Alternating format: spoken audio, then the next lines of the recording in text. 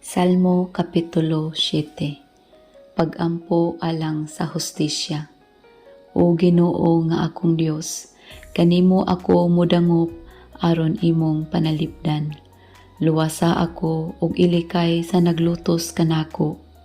Kay tingali unyag ila akong guyuron og kunis-kunison, sama sa himuon sa usa ka leon ug walay makaluwas kanako.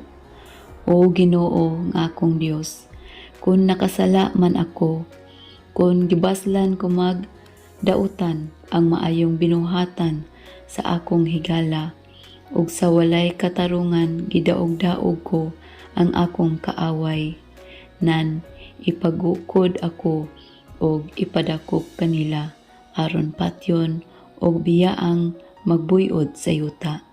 Sa imong kasuko, panimasli o Ginoo ang kapintas sa akong mga kaaway. Lihok na o Diyos ko ug tabangi ako, kay kaangayan man ang imong gipangita.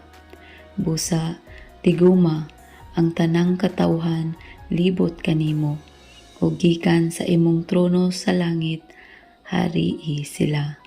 Ikaw o Ginoo ang maghuhukom sa tanang katawhan. Ipakanaog ang imong hukom, dapig kanako o Ginoo, sumala sa akong pagkamatarong o sa akong kaligdong.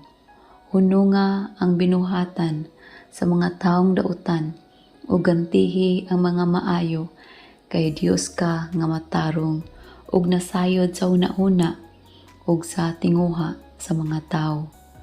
Ang Dios akong tigpanalipod, luwason niya ang mga matarong. Ang Dios matarong nga maghuhukom o kanunay nagsilot sa mga dautan.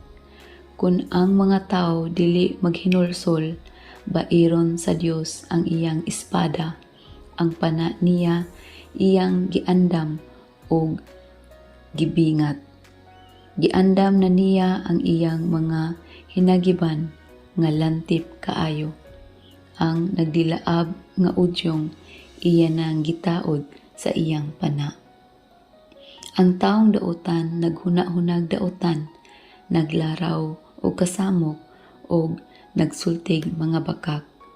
Nagkalot siya gahong apan siya hinuoy na unay pagkahulog. Maunay siya sa iyang kadautan o mahiagom sa iyang kabangis. Pasalamatan ko ang Ginoo tungod sa iyang pagkamatarong. Awitan ko mga pagdaig ang ngalan sa Ginoo nga labing halangdon.